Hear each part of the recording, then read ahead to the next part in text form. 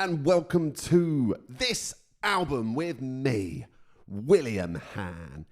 It's the podcast where each episode a guest and I will deep dive an album of their choice. And it could be any artist, any genre, any year. And we are gonna discuss the songs, we'll discuss the shows, we'll discuss the artwork. But what I really want to know is where my guests first heard the album and the emotional attachment they have to the record. Who knows? We might even have a bit of a laugh while doing it. Well, today I am joined by one of the most fearless broadcasters West London has ever produced, and a man widely considered to be Britain's top journalist. Who else would have the journalistic vision to create a CD-ROM magazine and be willing to go to war with the nation's pharmacists? But much more than that, today's guest is also a mental health ambassador, an established author, a voice-over doer, a TV presenter, a radio host, a prolific podcaster, and he has had more t-shirt ideas than Roy Race has had goals. He's nifty, he's fish cake, he's no Lampard. Irons, irons. It's Sam Delaney. Hello, what a nice intro. Thank you so much, and it's a pleasure to be here. Oh, Sam, the pleasure really is all mine. How you doing, man? You well? Very well indeed, thanks. Yeah, looking forward to this. Well, as am I, Sam, honestly. Been following your work for a long time and the output that you do, so it's a big deal for me. Really happy to have you on the show today.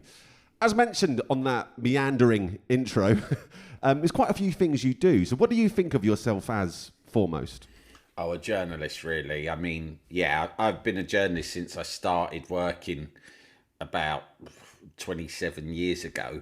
And yeah, I've just always been a journalist who was up for kind of doing a wide array of things just to keep it interesting, to be honest. Mainly to keep it interesting and also to keep the wolf from the door. So I never pigeonholed myself. I was always up for covering any subject in any medium as long as it sort of was interesting and fun to me. And so podcasting felt quite a natural thing for me to do, having written and talked for a living my whole career. And the best thing about it is that, unlike pretty much everything else I've ever done, is that with podcasting, there are no boundaries, not on the sort of podcasts I do anyway. There's no boss and there's no one telling you to fit into a house style or telling you to conform to certain things that the audience theoretically wants. You're basically doing it for yourself. That's a huge amount of fun. So that's why I do that. But really, I still write in the papers. And I still kind of, write books, and I still do normal radio as well. So I consider myself a journalist, but one who's lucky enough to have the opportunity to do fun things like podcasts as well. Sure. So you said you do quite a wide variety of styles of journalism. What are the two biggest extremes in styles you've done in your journalistic career? Well, I suppose, in political journalism, I don't sort of talk about it loads, but, I've interviewed prime ministers, and I covered the, presidential election from Washington and various UK elections and the Brexit vote. And well, on that, you've had a particularly viral moment with a certain member of the Reform Party, haven't you? Yeah, with Nigel Farage. I mean, that's the only thing that my children that's the only thing that convinces my children or persuades them somewhat that I've ever had a career in the public sphere at all, because that clip in which I pranked Nigel Farage, if you haven't seen it, I don't assume everyone has, although a lot tens of millions have, madly. Yeah, absolutely. I got a little girl to dress up as the Queen and do a pretend knighting with Nigel Farage using a sword made of balloons. And then we'd coached her to sort of hijack him by midway through the ceremony, saying, "My mummy says you don't like foreigners." And and then in it, and we'd been practicing and rehearsing this all day before Nigel Farage turned up at the studios. And I wanted to make it look chaotic. And so I go, no, little girl, that's very naughty. But still to this day, that clip periodically gets shared in kind of bursts on TikTok now, right? And whenever it does, it happens a few times a year. And then my kids will go, oh, my friends would text me going, isn't this your dad, blah, blah, blah. But I also always get abuse from people going, how dare you call that little girl naughty when she is saying the truth and that many people agree with her, and you are just typical media apologising for Nigel Farage, which I find amusing because I had in fact spent a long time and a lot of effort painstakingly arranging that to hijack Nigel Farage, who I, have no time for politically or personally. Having said that, actually, he came on that particular show 3 times. Every time we tried to fuck with him, we tried to prank him, and we just stitched him up every time. And one thing I would say is that he never really complained or got the hump, which is one of the secrets to his success, really. He's got that kind of, he's got such a thick skin, he'll just sail through this shit, and that's why he's kept going all these years. I mean, it's worrying because he's a dangerous figure, I think. But yeah, sure. Anyway, yeah, that is, but then also, I started out, I didn't start out, but I spent a period in the late 90s and the early noughties working in lad mags and, doing all sorts of silly, frivolous journalism as well. And then I edited Heat magazine for a couple of years as well in the noughties, which is about as frivolous as it gets. So, yeah, I've done everything from political journalism to kind of, stalking Katie Price and Peter Andre during their volatile marriage, So, but I must say that everything I've done, I've kind of enjoyed. I just do. I'm not really someone who's kind of nerdy enough about any one particular area of news.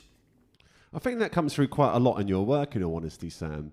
You always seem to enjoy everything you do, and particularly on Topflight, I guess, you seem to find joy in the most unlikely and unusual places. So, yeah, with that in mind, how would you describe Topflight Time Machine to the uninitiated? It's difficult to describe because it started out as a football nostalgia podcast, and then we got distracted from that. I think we both basically got quite busy brains, and we're interested in a lot of different things, and we get bored very quickly and easily.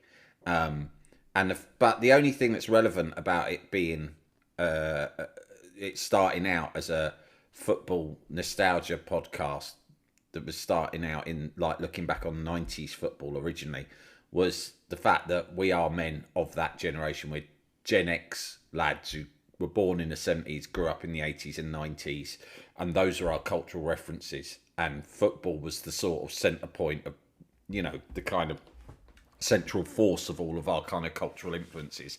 And now we rarely talk about football, or if we do it quite disdainfully because we're acutely aware of how silly football is, and we're sort of both embarrassed about being football obsessives in our middle age. Yeah, sure. And I think we probably both agree that football fandom has changed so much to when we were younger because people are so earnest and serious about it now. Yeah, sure. And it just, and so we find that sort of ridiculous, but we find it impossible to quit as well. I think Andy, who I host the podcast with, would like to think that he's quitting football. He doesn't like football, but then Sunderland got promoted, and he'd never been so excited. He was like a little boy all over again, and I was delighted for him. But I know that, I'm only ever one West Ham victory away from just being absolutely hopelessly besotted with it all over again. No, you can't. Well, this is the thing. I consider myself quite lucky, Sam.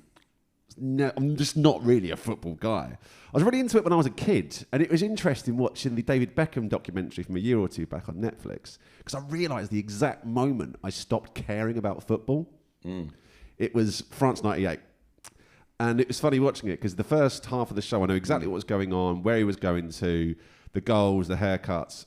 And then at one point, I had no idea what was going to happen next. And I realised, that's because after France 98, I stopped watching football completely. Yeah, well, you're probably lucky to have aborted when you God, did. yeah, I'm fully aware, removing all that strain and negativity out of my life. So bringing it back to music, you've done a lot of journalism for likes of NME, right? I freelanced the NME. In the noughties, I wrote about music quite a lot, mainly in the Guardian Guide, which was a supplement that came with the Guardian in the noughties and was pretty popular during that period. And it was a really great magazine, I think. And I worked for that. I was a freelancer, but I pretty much wrote for it every week for a period of must have been the best part of that decade, to be honest. And I wrote, and really I just got into that. I think I've been writing for The Guardian about pop culture in other sections. Then I got in with the editor at the time, Tim Lusher. There was two people who ran it, Tim Lusher and Kathy Sweeney. And this was an era in which they kind of effectively discovered Charlie Brooker, Grace Dent, and a whole generation of young writers starting. It was really funny because it's just a tiny little A5 kind of cheaply put together booklet style magazine. It almost looked like a fanzine. It was shaped like a fanzine. And it usually had illustrations on the covers. But I liked it. So generally in my career, especially when I was that age, young and sort of more driven, if I liked something, whether that be a radio station or a magazine or a newspaper or a TV show, I would doggedly hassle the people in charge of it to let me work for them until they said yes. And that's what I did with the Guardian Guide. And it was great because once I had my foot in the door, I was being sent off, sometimes getting sent over to America to interview really interesting people, interviewing loads of bands. And because that seemed to be read by a lot of other journalists, that magazine, because it was out every Saturday, and these were the days when people bought a newspaper on a Saturday morning and read it hungover. And because I wrote for them so frequently, then other music mags started getting in touch. And I'd already been a journalist for several years, but I'd never, although I've always been a huge music fan, I'd never done any music journalism. But the Guide would just send me wherever. So one week it would be a TV show, the next week it would be a band, the next week it would be a movie director. And then the NME got in touch and started asking me to do stuff for them, and Q magazine started asking me to do stuff for them. So in the mid-noughties, I found myself, having already been a journalist for almost 10 years, I was kind of spending a lot of my time just being a music journalist. So I was presenting a show on Channel 5 at the time as well, which was also a kind of a pop culture show. So I was interviewing bands there, then very often doubling up and interviewing them for The Guardian or someone else in print. So it'd be like, tell me the same story again, but different. Yeah, I still do that now. I still do that very often now. I'll have someone on my mental health podcast and then I'll interview them again for like a newspaper as well. And yeah, these are the little hustles and tricks of freelance journalism that I've picked up along the way. It shows a lot of drive for them, honestly, to go from so many different kinds of journalism and at no point questioning, am I qualified to do music journalism or not? You've just said, fuck it, I'll do it. I'm up for it. Well, I thought I was qualified, to be honest, because I sort of thought, what qualifies you as a music journalist or a journalist of any sort? I mean, journalists are really experts in the purest sense, like academics might be. And in fact, I often think that it's a hindrance to be a complete expert, because if you think you know it all, you're not asking the right questions about that subject. And you're also unable to convey it in a way that is interesting to the general reader or listener that you're trying to appeal to.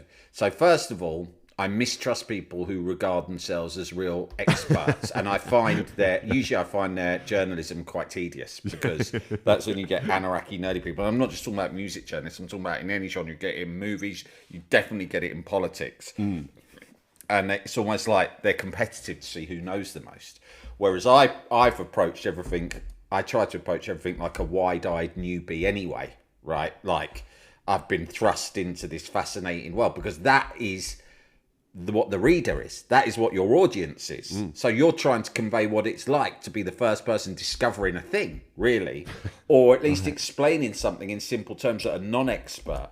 But what I did know when I started writing about music was I loved music. I was passionate about music, and I had been all my life. But I knew that I could tell a story. I knew that I knew how to interview people, because I've been interviewing all sorts of different people from very early stage in my career. So I had the confidence to do that.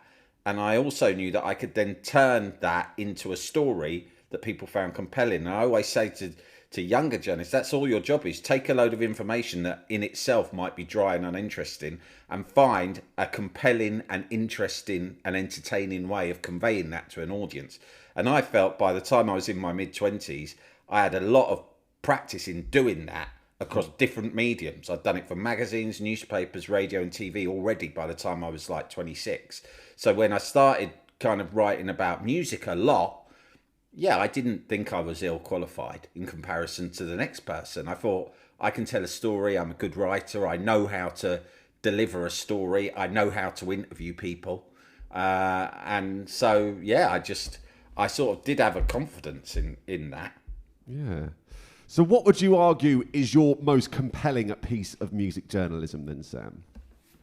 Well, most of my music journalism was interviewing acts, and I can't remember really. I mean, who I can remember just like interviewing people over the years who I just admired and found interesting, or I enjoyed the experience of spending time with them.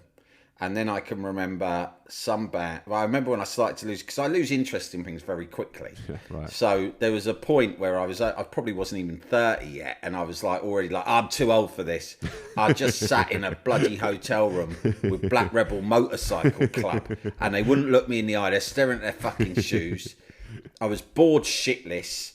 They didn't want to be there. They were mumbling, and I've got no interest in spending time with people like this. Right? And so I was like, that's it. I'm done with all of this. Whereas, you know, it's really nice when you meet someone who you kind of, maybe you don't already like even, it's not like you already kind of really respect them or think they're great. I might not know them, but sometimes you just feel inspired by meeting someone. So, you know, I've met heroes like Jarvis Cocker and Noel Gallagher and interviewed them, and that's sort of like, oh, these are heroes of mine. And then there were younger acts around at the time who I sometimes got the chance to interview who I really liked. And then there was like, I remember I got the NME, I did one cover story for the NME where they sent me to New York to interview Scissor Sisters when they first were really big. And when they first came out, I really liked them because I love disco music. That's the sort of music I like. I like upbeat, happy. My favourite music is 80s soul, but I really love disco music and funk music. And I sort of thought, oh, this is a really refreshing band, because there'd been a lot of kind of noisy guitar music, which I found a little bit grim and not really my cup of tea. And they sounded like a really fun, upbeat band. So I went to New York and spent a weekend just hanging out with them. And it was just fantastic fun. Then another time, I think The Guardian sent me to New York, maybe the same year or around the same time, to interview the fella LCD Sound System. Yeah, what's James his Murphy. name? I've read this piece. It's a really cool piece, Sam. It was about what's cool and what's not cool. Yeah, and exactly. I right, mean, the mad fuck's thing sake. is, Yeah. one of the cool things he mentions is my sister's dance company. She's a dancer for a company called Michael Clark Company. Wow. And my brother was like, Bill, you read this? Fucking Sam Delaney's done this thing with James Murphy. And he mentions Mel's fucking dance group. So yeah, it's pretty fucking cool. That's a good example, right? I didn't, LCD Sound System, I found out, having been commissioned to do the piece, and James Murphy was regarded as the original sort of king of the hipsters and the arbiter of what was cool and what wasn't. But I wasn't massively familiar with him, really. And that was the way it worked for me at that time. Like, the Guardian would ring up and say, right, go and interview James Murphy. And I'd be really honest, I don't know much about him. They go, well, this is it. He's king of the hipster. And that was why they'd send me sometimes, I think, because they didn't want to. They weren't the NME. They were for people having their eggs and bacon on a Saturday morning who had a passing interest in pop music. But they weren't like expert aficionados or anoraks. So probably, I'm guessing one of the reasons they might send me is because they knew, oh, Sam's not going to know everything about this guy. And frankly, it wasn't like I turned up being impressed. I turned out and I saw this guy look like middle-aged, out of shape, unshaven, like kind of geezer. And I found him, and he was quite rude and grumpy. And I remember waiting in a sound check at the venue where he was doing a show that night. And he was like, he stretched the sound check on for like 3 hours longer than it was supposed to be. About right, yeah. And I had the ump about that. I was like, we went for dinner, and it wasn't my idea to do what was cool and what wasn't cool. They'd briefed me to do that. What, the band or the Guardian? No, the editors at the Guardian yeah. said, ask him what's cool and what isn't cool, and that's the structure of the thing. And I thought, that's a boring idea for a piece. But frankly, it was like a free week in New York. Do you know what I mean? That they were paying for, so I did it. And but yeah, like him, or like Air. I went to interview Air in Paris. That was amazing, and they were incredible blokes, and they were so charming. And we had a fantastic lunch at the top of the Pompidou Centre, and it was just like, oh, that was brilliant. So I remember a lot of experiences when I was writing a lot about music that were very memorable, about time spent with bands, and most of them were really nice, and some of them were annoying. But it's funny hearing you say that, honestly, because you seem like the exact perfect target audience for LCD Sound System. No, I mean, you know, I like all sorts of music, but I wasn't really, I don't know, I wasn't really buying it, but maybe I didn't understand it. Well, the good news is, Sam, you don't bloody have to. But what we do have to get on with is the album in hand. Sam, would you like to introduce the album we are going to be discussing today, please? I have chosen the album Lovesexy, Prince. I've got it here. Lovesexy, 1987. Bloody hell, look at that. I might have to censor that, Prince Sam. record. Yeah, he is stark bollock naked on the cover. Absolutely stark bollock. First bit of nudity on this podcast, I think, actually, Sam. You can't see his knob, but well, not through lack of trying on my part. You can see everything else pretty much. And actually, I was reading in advance of doing this chat with you that it was in a lot of American stores. It was covered. They covered it up. Yeah, don't you worry, mate. We'll get into that. So, Lovesexy is the 10th of 39 studio albums by musical powerhouse Prince. Released in 1988, the album received glowing reviews from media outlets, but it failed to crack the top 10 in the USA. However, in Europe, it reached number 1 in the Netherlands, Sweden, Switzerland, and the United Kingdom. Lovesexy was Prince's first album following the cancelled release of his 1987 album, The Black Album, which was withdrawn from record shops a week before its release date after Prince was convinced the album had become, and I quote, evil. Lovesexy is a brighter, pop-orientated album than its shelved predecessor, and after extensive research, I can confirm that Lovesexy is most certainly not evil. So how do we word this, Sam? I think it's fair to say that you're a Prince expert, a Prince aficionado. What's the word we're going to use here? Well, I'm just a big Prince fan. I wouldn't. Yeah, I'd hesitate to call myself an aficionado because I'm not really. I don't think I'm that about any band really. But if I could choose one artist that I had to go to a desert island with his discography, it would certainly be Prince. Yeah. Well, 39 studio albums, mate. You'd be all right there, wouldn't you? Yeah. So, album came out in 1988. What was Sam Delaney up to in 1988? What was you getting into? I was 13. What an age. I was in the second year of secondary school, which is, I guess, what they now call year 8. And I was first becoming interested in things like girls and going out to parties. Yes. And that's sort of why I chose this album, really. When you asked me and you gave me the brief, a lot of the albums, if I'd just chosen what's one of my favourite albums, a lot of them are from before I was born. I mean, most of my favourite albums I realised were from the 70s, and I was born in 1975. And I was like, well, they're great albums, but I can't really talk. They don't really tie in to a particular point in my life. So this reminds me a lot of being at school and the sort of like moment at which I went from being a music fan who loved pop music but mainly listened to stuff that I've got 3 older brothers who are all huge music fans and were influential, or you could just say bullies, in terms of what I could or couldn't listen to safely in the home. And I mean that if they caught me listening to something that they deemed to be rubbish, there would be occasionally violent retribution. Headlocks and right. Yeah. So I listened, but luckily they do all have good music taste. I should say that. And I kind of listened to pop music from the charts and music that they sort of prescribed. And I think that this album was the first time where I'm trying to get in with girls in particular, or just cooler kids at school and get invited to parties. And I've gone out and bought an album simply because I've heard other people talking about it or listening to it on their Walkmans. And I wanted this. It was like a statement to buy it. And so that's where I was at. And it provided a soundtrack to the first sort of times I went out on a Friday or Saturday to what passed for a party at that age. So what did pass for a party when you were 13, Sam? Would it be a mate's free house? Would it be in the park? A bit of both. I remember the first time I went out like on a proper Saturday night late.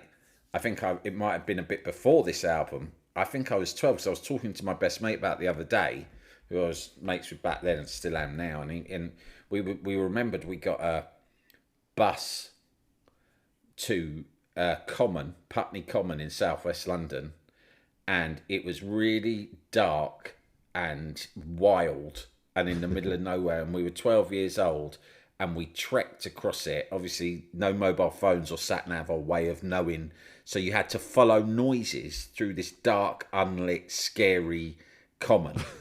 Until you found a group of kids who you recognised from your school, some of whom you vaguely knew, a lot of whom were giving you funny looks like, what the fuck are you doing here? And everyone's drunk, and a few people are smoking spliffs, and there's boys and girls snogging in bushes, and it was sort of terrifying and thrilling at the same time. And I remember I stayed till like 10:30. And then sort of like had to kind of navigate my way back across the common and get a bus home. And that I remember being the first night out. And I don't know if there would have been music there. Sometimes people would have those little speakers that you could plug into a Walkman. Oh, it must have been shit back then, man. Yeah, really shit. And then and then there was parties and in houses, and I started just trying to get onto that circuit. Really, that's what I wanted to do. And I really think that buying Lovesexy was just about that. At that time, it wasn't because I thought I love the music of Prince.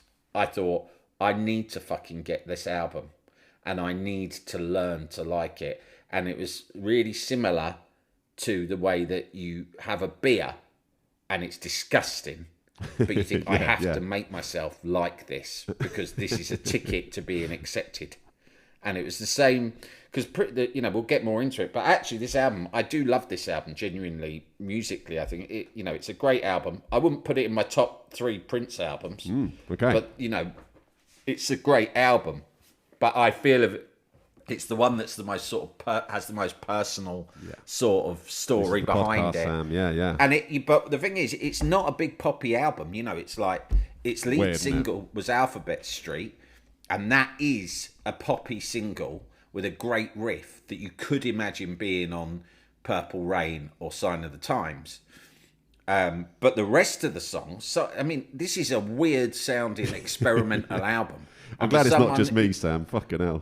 It's weird, right? There are bits. This is weird, and also, by the way, Prince being Prince, he originally released it as all one long fucking song. Yeah, right. Saw this. And until not that long ago, you couldn't get it on Spotify even without it being just one continuous song. You couldn't get them divided up. Didn't know that. So that's just like weird. That's just classic weird Prince play, as I would call it. Princing about, yeah. Princing about. I just love that, and that's one of the many reasons I love Prince, is that he's willfully strange and he's always trying to fuck with people, and that's what this whole Black Album thing is as well. It's like he's woken up one day. It's just Prince, but that's Princing about. He's just like woken up and gone, actually, because he suddenly realised, right, because this is post Purple Rain and Sign of the Times, that he's effectively the biggest star in the world, right?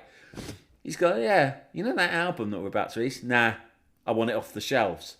And they're Evil, like, mate. are you mental? And he's going, get it off the fucking shelves, I'm Prince. And he wanted to see if it was doable, and it was. Yeah. And then he releases this. It's just, it's a really strange album that I think when I was younger, I had to force myself to like. But I'm glad that I made the effort, because I did grow quite quickly to really love it. But it felt mature of me.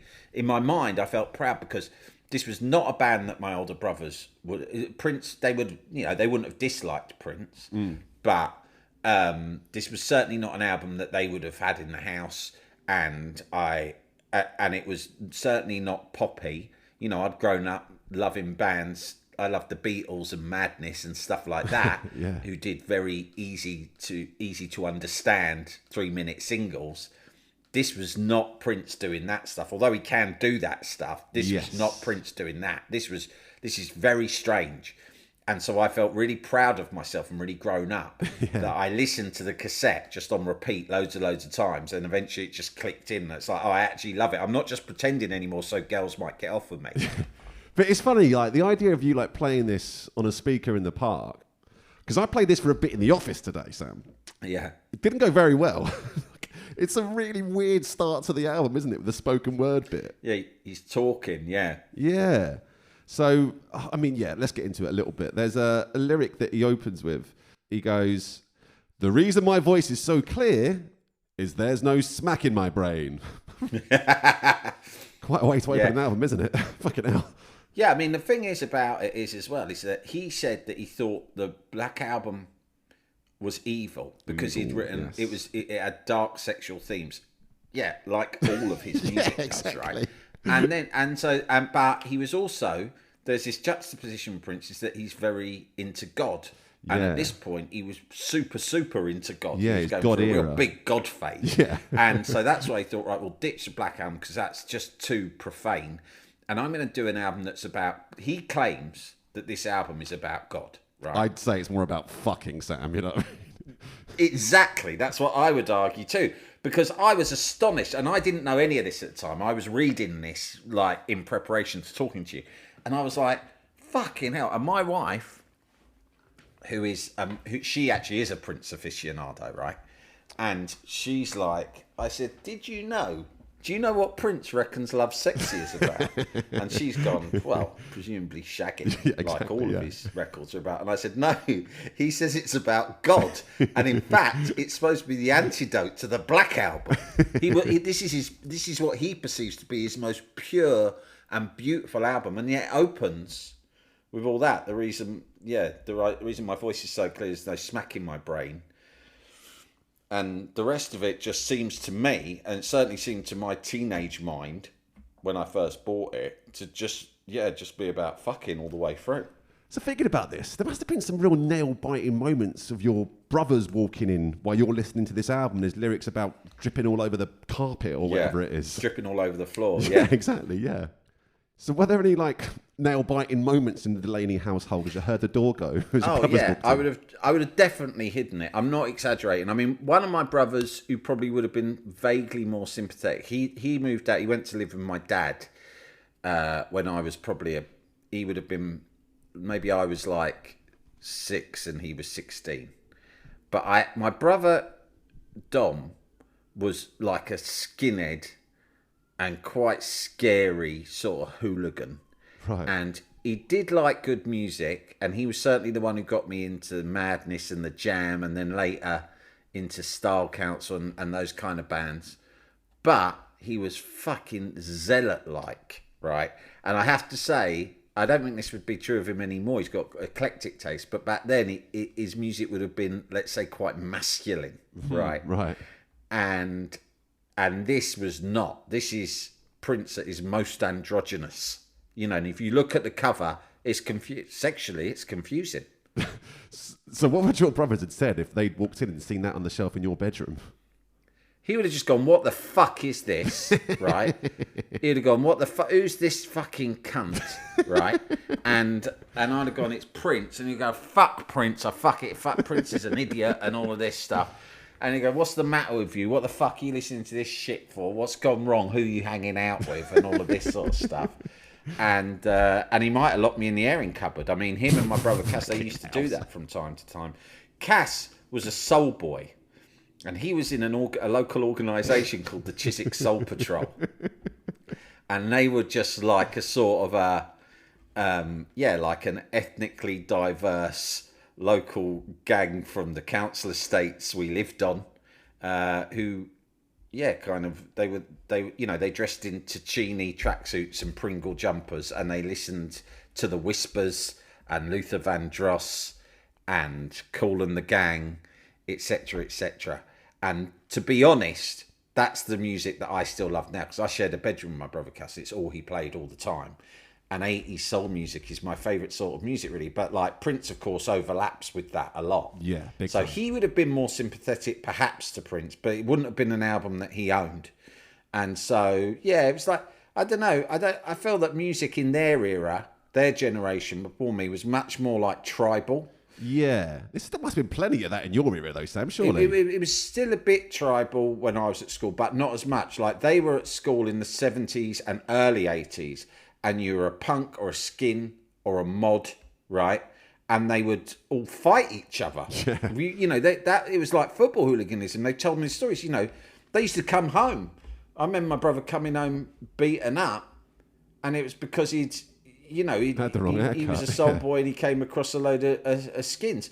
Not when I was at school in the mid to late 80s. There was nothing like that. I mean, you had some kids who were into like hip hop, and some kids might have been into, I don't know, indie music or whatever. Most people I knew weren't that tribal. Right. And even if you were, it wasn't like, there wasn't violence. So things had changed a lot by the time I was into my adolescence. It was not tribal in the same way as it had been in the 70s and early 80s.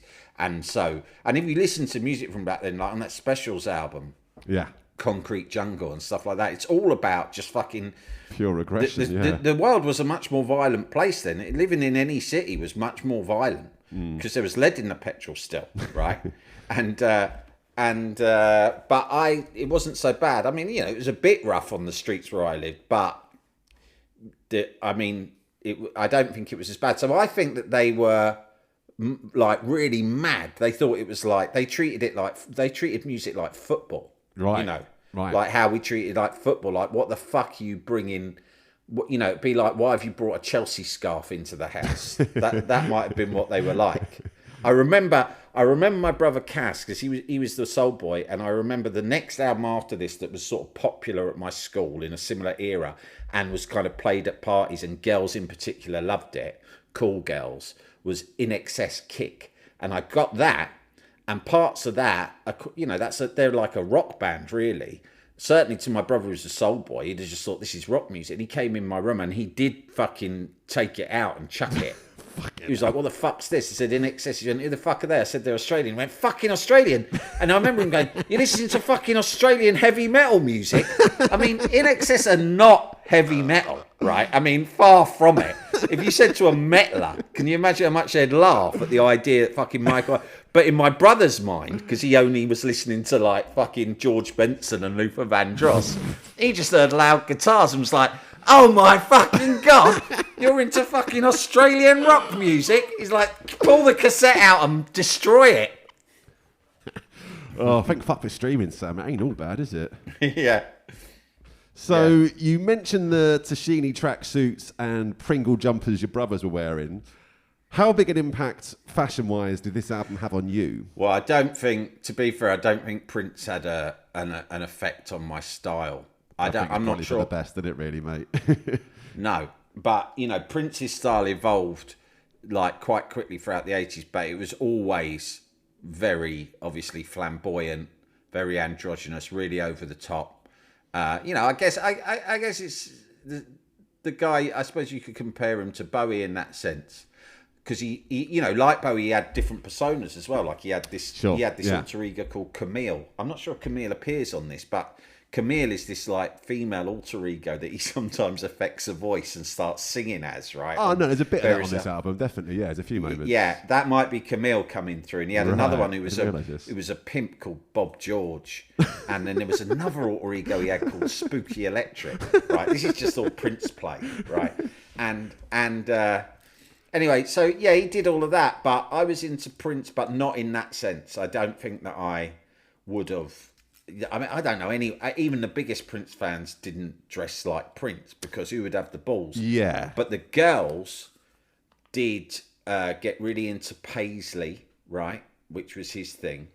And the big thing I remember from this era, and I was just talking to my wife about it as well because she was into it, was the symbols. If you look at the artwork, his aesthetic, Yes. right, really comes into its own here. So he's grown his hair long, which is different to how he'd appeared in Sign of the Times and stuff. And he started doing all this psychedelic iconography. So all of the lyrics that were written in the inlay of the cassette, you know, he never writes the letter I. He only does a drawing of an I. And, you know, he was doing all the kind of, he only uses the letter U rather than spelling out U. He used the C and D sign for all the O's. And he uses heart. So a lot of it is almost like, what do they call that Egyptian writing? Hieroglyphics. It was like Prince hieroglyphics. Prince right? hieroglyphics. And that was the aesthetic influence, because not so much boys, I didn't do it, but every cool girl at my school had these Prince hieroglyphics on their DM boots and on their rucksacks and on their pencil cases, love it. written in Tipp-Ex, right? And a lot of them, if you were lucky enough to receive a note from one of these girls, it would be written in Prince hieroglyphics. And so that was the big, and there was a lot of Paisley kind of scarves and Paisley waistcoats and shit like that. But I don't remember any of the boys. I didn't do anything like that, I don't think. I wouldn't have had the balls to walk into my school dressed as Prince. Yeah. I'm guessing like West Ham kits were probably the go-to fashion item for yourself. Yeah, well, at my school, which was in West London, there was me and about 5 mates were big West Ham fans. But that was very unusual in that part of London. Yeah, so sure. We wouldn't have been wearing West Ham shirts. But we used to go, and everyone used to go, clothes-wise, everyone used to go to Kensington Market. In that part of London, you'd get the bus up to Kensington Market on a Saturday, and you would hang out there and buy stuff. It was like mainly old vintage stuff, but there'd be weird. It was an amazing place, Ken Market, everyone used to call it, and it was an amazing place. Like, you went in, and then it was like a labyrinth, and you never knew what was going to happen round each corner, because you'd walk around a corner and you'd find yourself in goth world, and there'd be like really weird looking goth guys, old guys with like mad black hair and like incense burning, and it would be really dimly lit with candles. And then you'd go round another corner and there'd be a wonderful sort of vintage Americana store selling like Levi 501s and old baseball jackets and stuff. And then, you know, you'd go around another corner and there'd be like band t-shirts, or I remember once there was like a party that was supposed to be 50s themed, right? And I went, this was around this time, and it was a 50s themed like party that was running like a local community hall for charity, right? For a kids charity. And they said everyone's got to come dressed 50s. And we'd heard that there was going to be some girls from a private school there. And I don't know why but in those days, the reputation of private school girls was that they were dirty, right?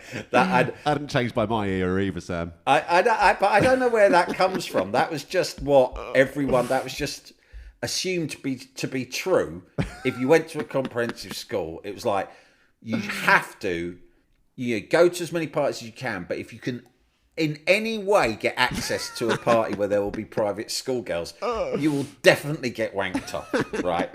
This was not my personal experience, right? Yeah, of course. Yeah, but it was what I was always told. So there was this community centre charity do, and they said, you've got to dress up like it's the 50s, and which was sort of, I guess, that kind of 50s sort of happy days nostalgia was quite big at that time. And there's going to be private school girls there, and you're definitely going to get wanked off. And I was about 13.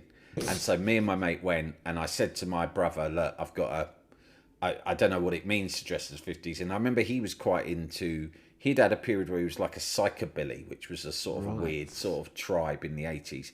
And he had pictures of James Dean on his wall and stuff. And he said, right, we'll go to Ken Market and I'll sort you out. and he got me a bootlace fucking tie. You know, like basically weird Texas oil barons wear. Yeah.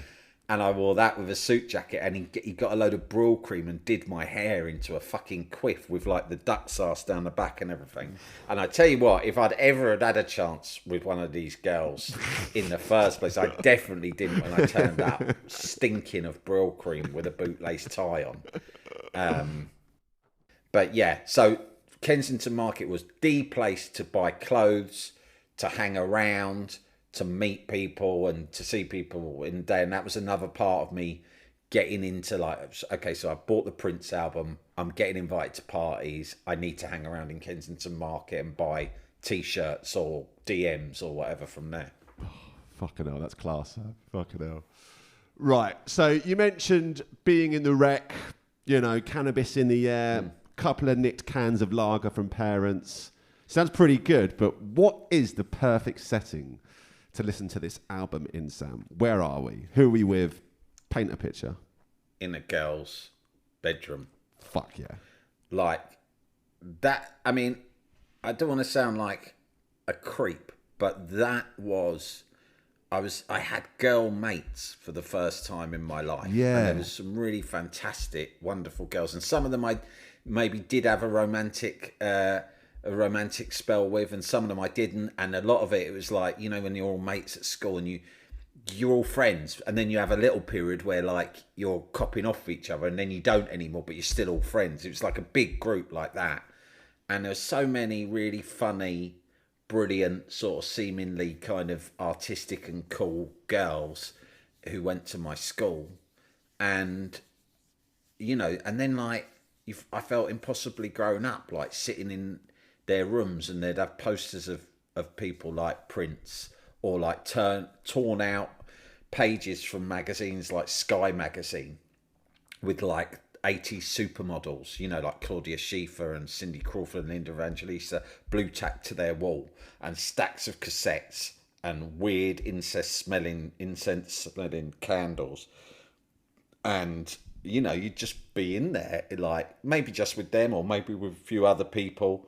And maybe as we, you know, people might be passing a spliff around, and I'd be shitting myself thinking, oh, that spliff's going to get to me soon, and I might have a whitey, which I was prone to do, and that will ruin this whole situation, because I think I'm passing myself off here as cool, but I could easily like just fucking throw a whitey and end up like passing out and pissing my pants, so which you're did happen paranoid to me. Before you're even stoned. I would be pre-paranoia. Yeah. Oh yeah, massively. And then it's a self-fulfilling prophecy.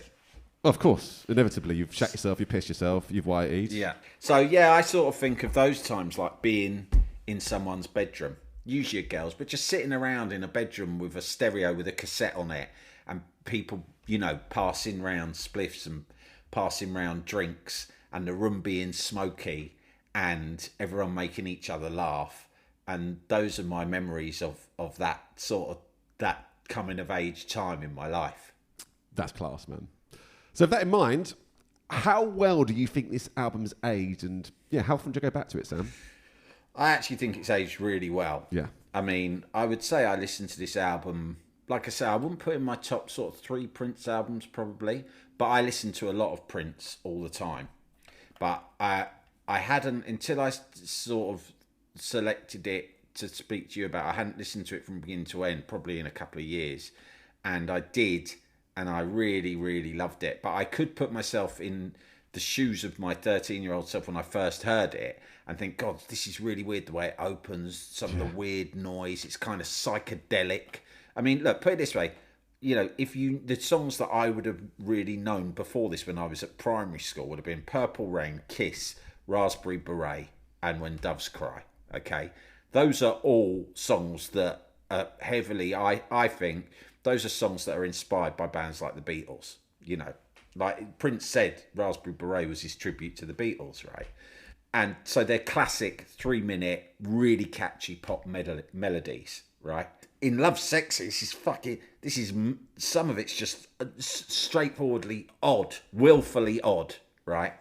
But I think it really stands up, and I think it doesn't even sound that 80s. I mean, it's hard to place because it's so unique. Sonically, it's pretty unique, a lot of this. Lots of samples, lots of very strange samples. There's some rap in it. I remember, embarrassingly, I learned it's the first rap I learned every word. It's quite an easy rap to learn. And did you bring this to the school playground? Oh, I would have definitely done that. Yeah, Pissed at a party, or yeah, like just really absolutely. embarrassing. But yeah, like there's bits of rap in it, and I think it's really. I've really enjoyed listening back to it these last few weeks, and I think there's some. I think Alphabet Street stands up as one of his great classic singles, and it's got such a great guitar riff to it. Like there are songs in it like I Wish You Heaven that have just been like looped in my head, and I absolutely like love. And Anastasia, there are some incredible songs on this album that I'd forgotten about that I think really still stand up well. Yeah, there's some great moments on this. I've gotten a lot out of this album, Sam. I really have. So yeah, good. Thanks for sending it my way. I'd never heard it before, so thank you. But yeah, there's some really interesting moments on this, Sam. I'm thinking particularly on Alphabet Street. There's a Prince scream that opens the song. Yeah. I thought for a while that was from Losing You by Solange. Right. It's just not. But do you know who did sample this track? No. It's Justin Timberlake on the Timbaland-produced Cry Me a River. Really? Yeah, exactly. Done some research, Sam. I know you're a fan of that era of Justin, aren't you? What? Does he sample the scream? Yeah, exactly that. He samples the scream that opens the song. And by the time you get to the third chorus on Cry Me a River... Wow. Yeah, gets used a couple of times in the last chorus. So the song that opens this album, Sam, I Know. What song's better? De La Soul's I Know or Prince's I Know? Ooh. Big question, Sam. I didn't say it'd be easy, did I? Yeah, that's a really tough one. Yeah. I'd have to say De La Soul because that's like one of their defining tracks. Big song. That is a classic single. I Know by Prince is a really strong album track, but on maybe his fourth best album. Yes. So I'd say that like... What does elevate Prince's I Know, though, is that there's a bit where people start talking about sandwiches. I love that. So yeah, that does elevate it a little bit. But yeah, I think De La Soul does top it. Big question, Sam. What's the worst bit of the album? Oh, let me just look at this. There is at least one weird... There's a couple of weird bits, Sam. Fucking hell. No, you know what? I think Positivity is a really weird song to end the album with. It doesn't sound like the end. Yeah, in my notes I put it's aimless and doesn't go anywhere. I think that's the weakest song on the album. So if that's the weakest, I do. What's the best bit of the album, Sam?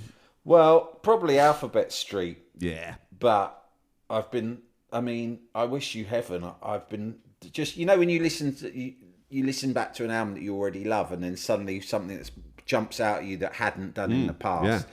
That at the moment, that's my jam. I Wish You Heaven. I can't stop listening to it. But I think if I step back and look at it more broadly, obviously Alphabet Street. That's the song that people know from this album. That was the lead single and the most successful single.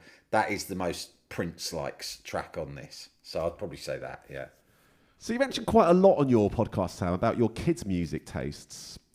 Yeah. What do they make of Prince and your obsession? Yeah, they're not that into Prince. I mean, they're like, meh, it's all right. And what's weird is over time, they both had a phase where they sort of would purposefully slag off whatever music me and my wife like. Yeah, my wife and I have very similar music tastes.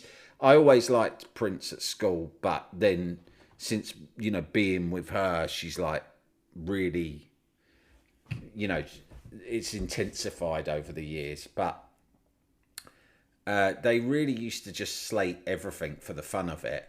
But now I really am proud of their music taste generally. That's cool. Like I really admire it, and my daughter occasionally will really introduce me to new stuff that I love, and I think she's got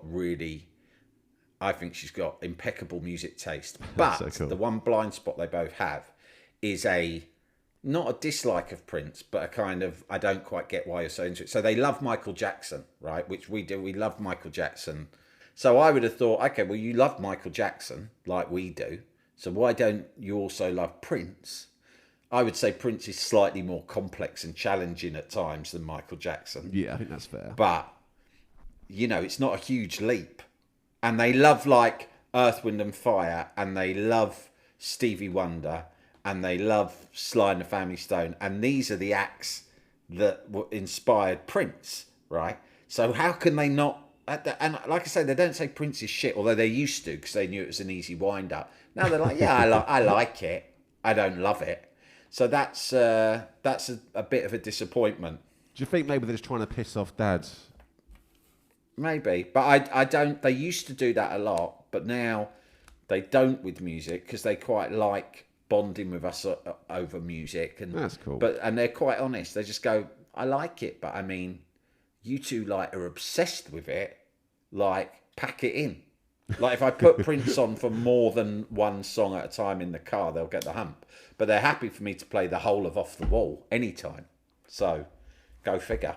Well, it could be worse, couldn't it, Sam? At least you get to listen to Off the Wall in the car. Yeah, exactly. It's not bad.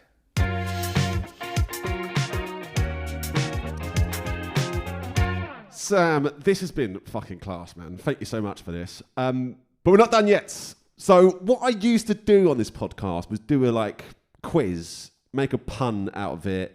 It was very time consuming, very unrewarding. Don't worry, I'm not going to put you through that.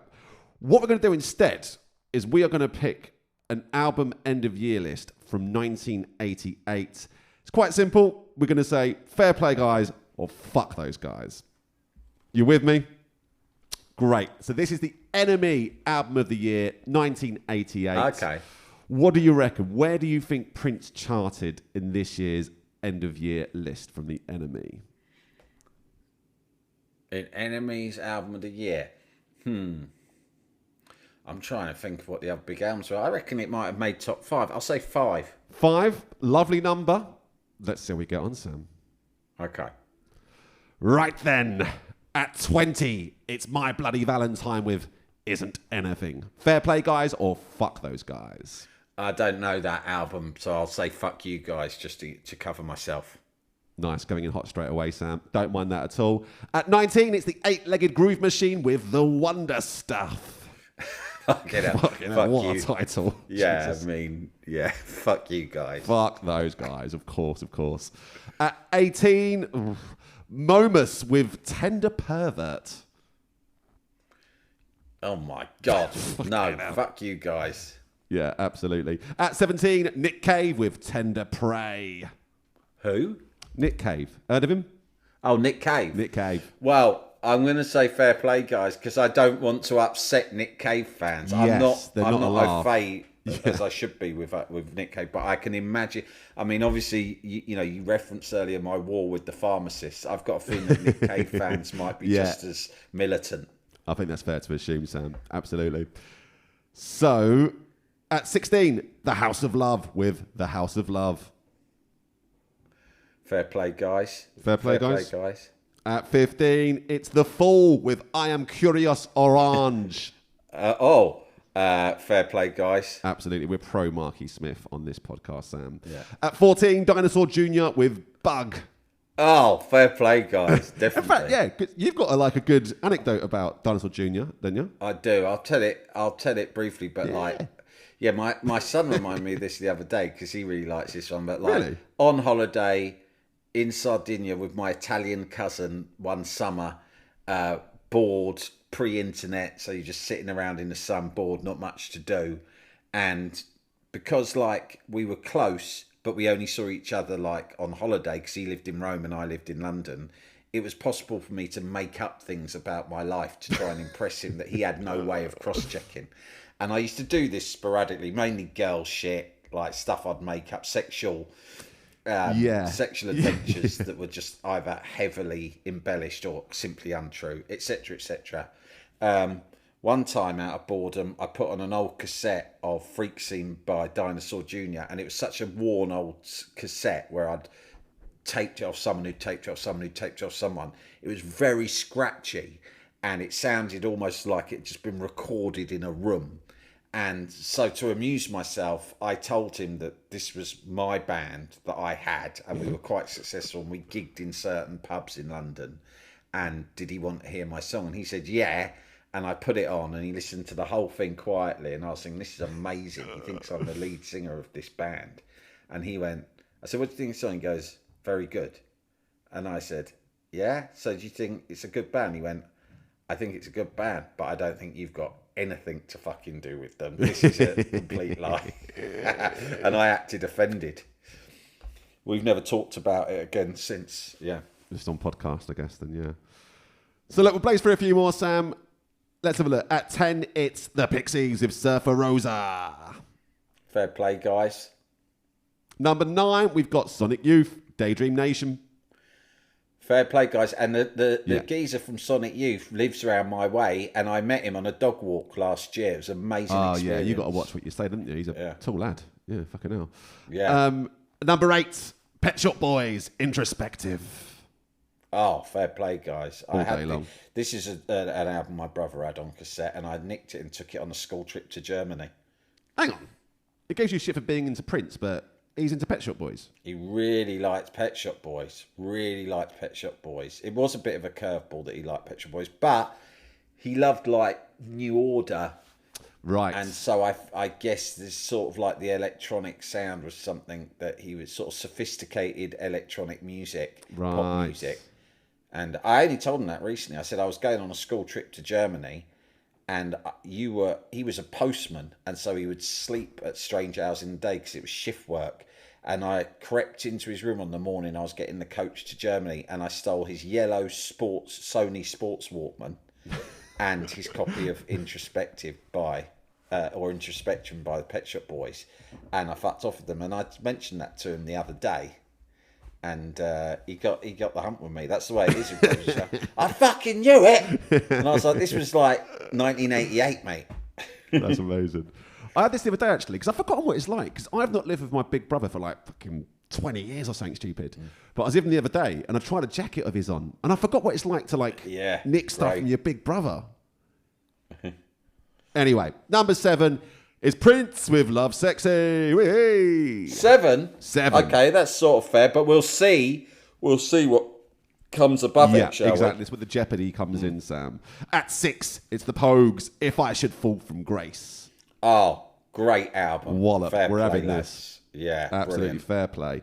At 5, to the Batmobile, Let's Go by the Todd Terry Project. I don't know. I just don't know it. I don't know. I mean, I'll say fair play, guys. You haven't got to. I was quite intrigued by that title. I thought because of the Batman thing, there might be some kind of link to Prince. Listened to it the other day. It's particularly boring house music on that one. Okay. Bit dead. We move on. At 4, it's Morrissey, Viva Hate. Fair play, guys. Fair play, guys. You heard it here first. Fucking hell. At 3, R.E.M., Green. Fair play, guys. We're having that. Previously covered on this podcast, actually, Sam.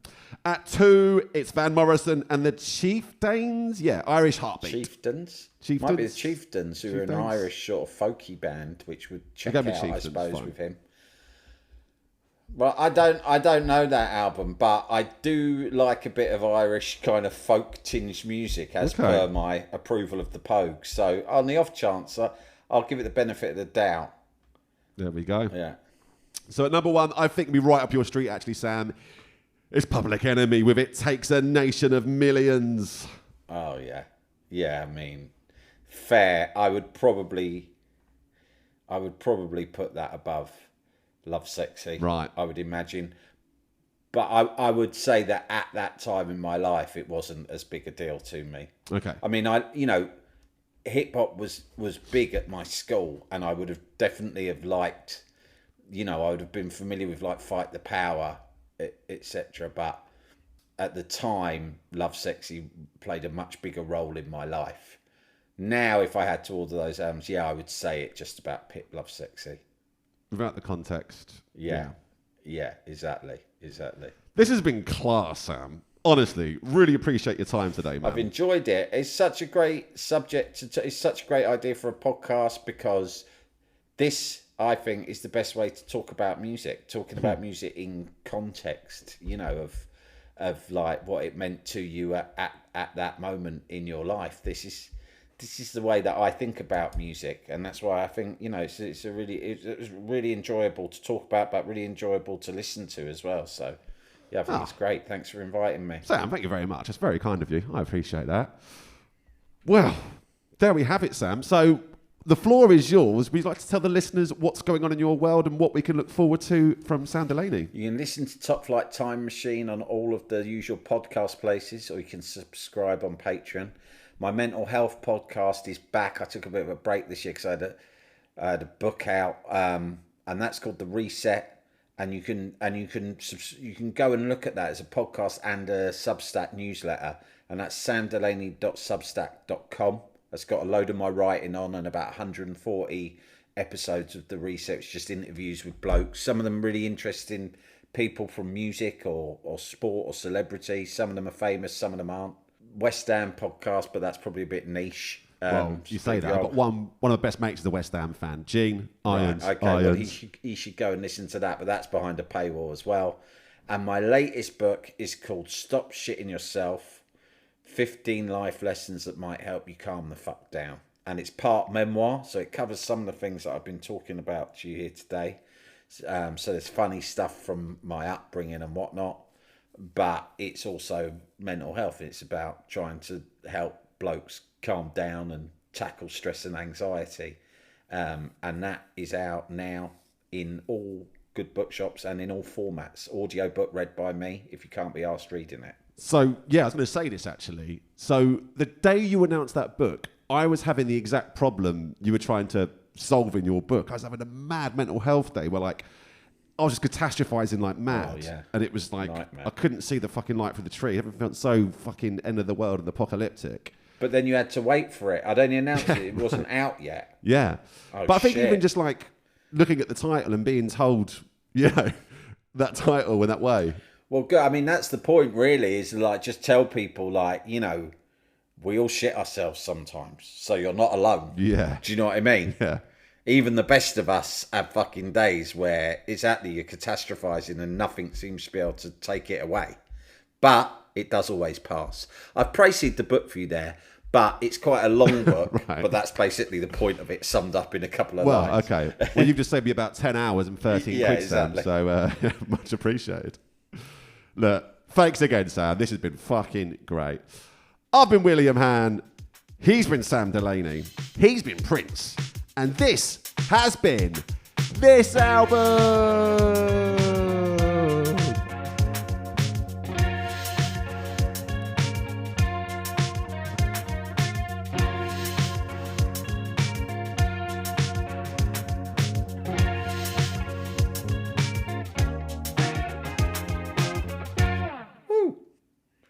Nice one. That was great. I'll press stop.